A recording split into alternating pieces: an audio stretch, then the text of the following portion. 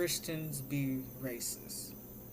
And I know that kind of sounds like a stupid question to ask, but if you look at America's politics, you see that the Republican Party has always claimed to be the party of God, always have claimed to be the conservative party, the party of faith. But as we all know, they campaign on hate.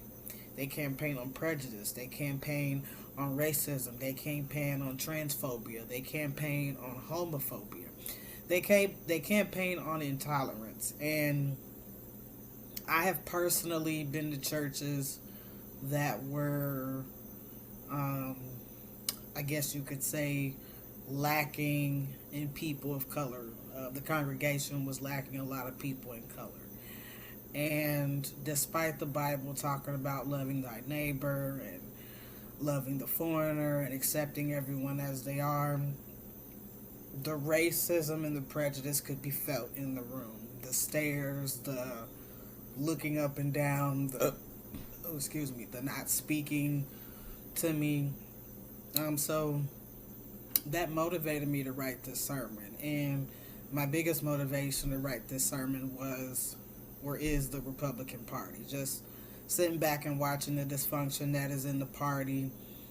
The presidency and the election of Donald Trump also inspired this message.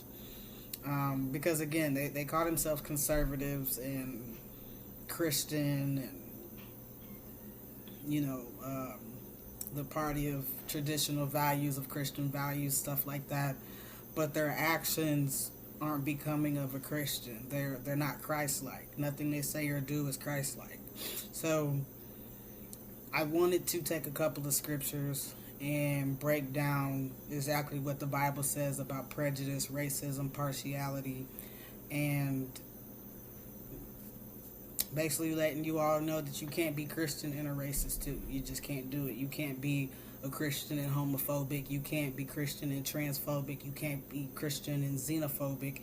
You can't have any prejudices as a Christian because God shows no partiality. And it's hate and intolerance is not equivalent to Christian.